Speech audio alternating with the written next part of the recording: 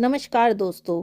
आज जो कहानी मैं आपके लिए लेकर आई हूँ, इसे पढ़ने या सुनने वालों की आंखों में आंसू आ जाना तो स्वाभाविक है। ये कहानी है एक बेटे की। तो आइए सुनते हैं आज की कहानी।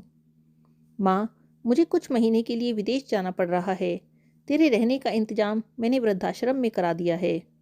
तकरीबन 32 साल के अविवाहित डॉक्टर सुदीप ने देर रात घर में घुसते ही कहा, बेटा, तेरा विदेश जाना जरूरी है क्या? माँ की आवाज़ में चिंता और घबराहट झलक रही थी।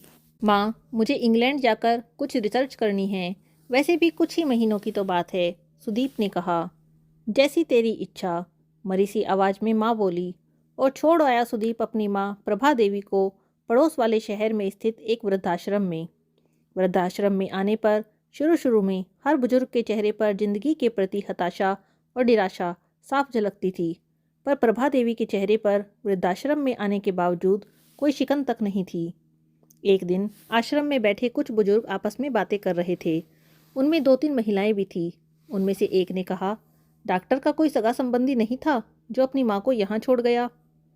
वहाँ बैठी एक महिला बोली, प्रभा देवी के पति की जवानी में ही मौत हो गई थी। तब सुदीप कुल 4 साल का था।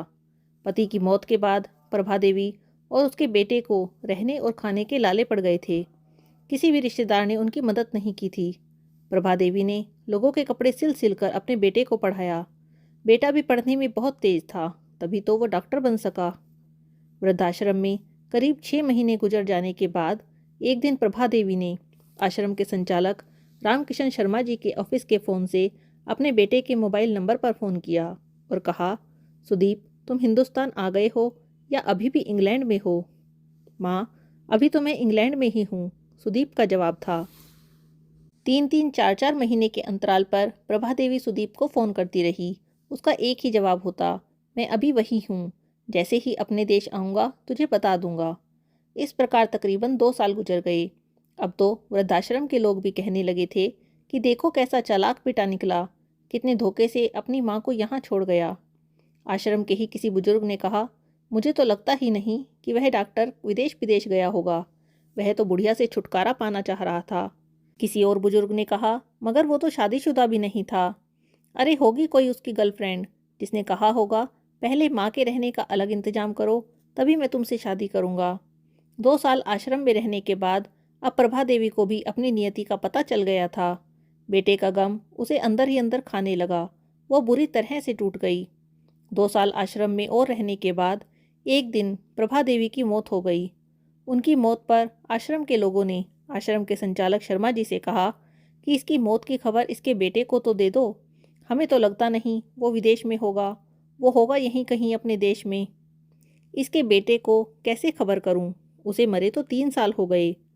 शर्मा जी की यह बात सुन वहां उपस्थित लोग सनाका खा गए। उनमें से एक बोला, अगर उसे मरे 3 साल हो गए तो प्रभा देवी से मोबाइल पर कौन बात करता था? वो मोबाइल तो मेरे पास था जिसमें उसके बेटे की रिकॉर्डेड आवाज़ है, शर्मा जी बोले। पर ऐसा क्यों? किसी ने पूछा। शर्मा जी बोले, करीब 4 साल पहले जब सुदीप अपनी माँ को यहाँ छोड़ने आया, तब उसने मुझसे कहा था, शर्मा जी, मुझे ब्लड कैंसर हो गया है और डॉक्टर होने के नाते मैं ये अच्छी तरह से जानता हूँ कि इसकी आखिरी स्टेज में मुझे बहुत तकलीफ़ होगी।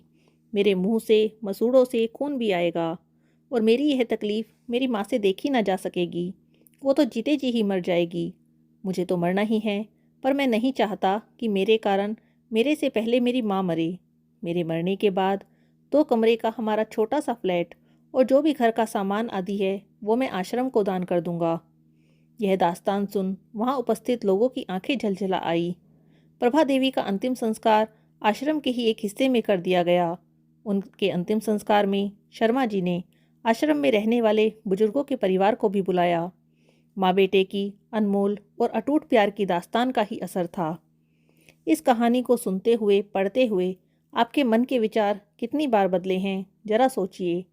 हर बार जैसा हम सोचते हैं, जैसा हम तर्क करते हैं, जरूरी नहीं कि वास्तविकता वही हो। आज की ये कहानी आपको कैसी लगी, प्लीज़ कमेंट बॉक्स में ज़रूर बताइएगा। आज की इस कहानी में बस इतना ही। Thank you.